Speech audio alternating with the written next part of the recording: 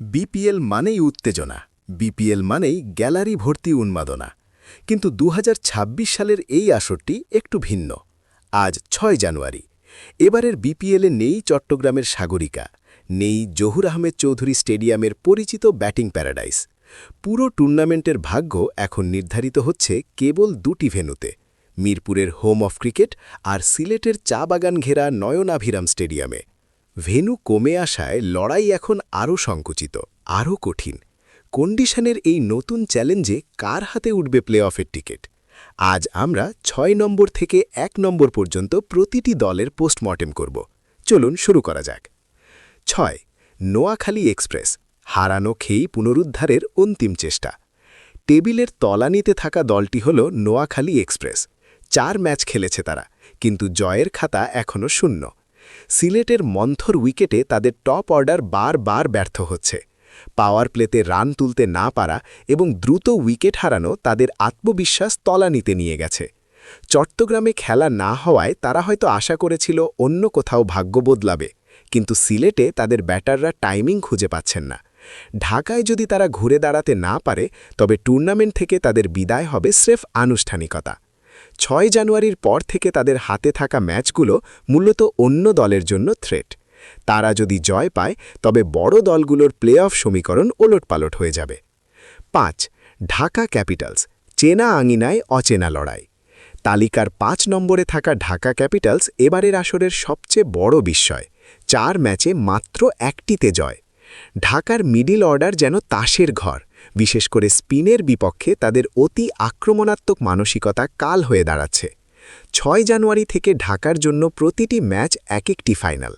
যদি তারা সিলেটের বাউন্সি উইকেটে নিজেদের পেস বোলিং কাজে লাগিয়ে জয় ছিনিয়ে নিতে না পারে, তবে রাজধানীর দলটিকে গ্রুপ পর্ব থেকেই বিদায় নিতে হতে পারে।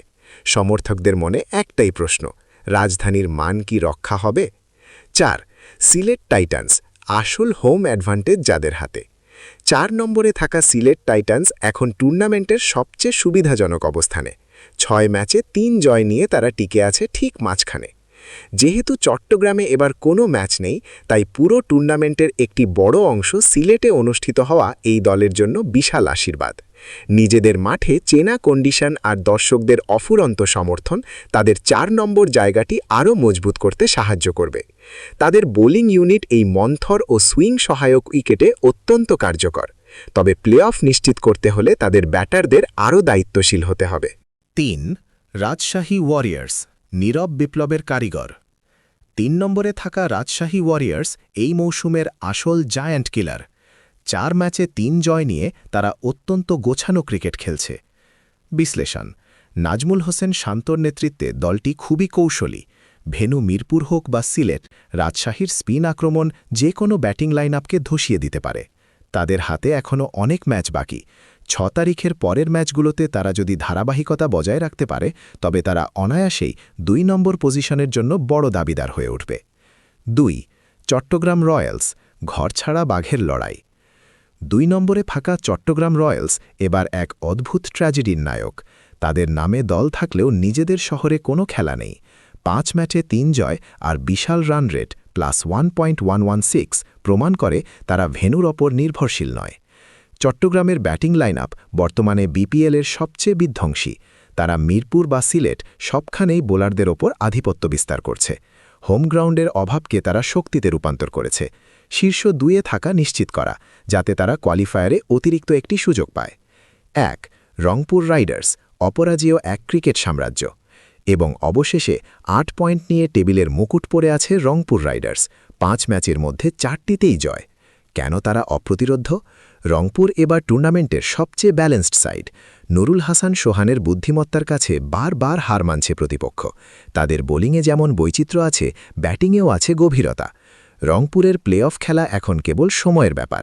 ৬ জানুয়ারির পর তাদের মূল লড়াই হবে নিজেদের সেরা ছন্দটা প্লে অফ পর্যন্ত ধরে রাখা। শেষ হাসিকার: চট্টগ্রামে খেলা না হওয়ায় খেলোয়াড়দের জন্য ভেন্যুর লড়াই এখন মানসিক লড়াইয়ে পরিণত হয়েছে। ঢাকা না সিলেট, কার কন্ডিশনে কে সেরা খেলবে তা দেখার অপেক্ষায় পুরো দেশ। আপনার মতে সেরা ৪-এ কোনো চমক আসবে কি? ঢাকা কি পারবে শেষ মুহূর্তে সিলেটকে সরিয়ে প্লে অফে ঢুকতে? আপনার মতামত আমাদের কমেন্টে জানান।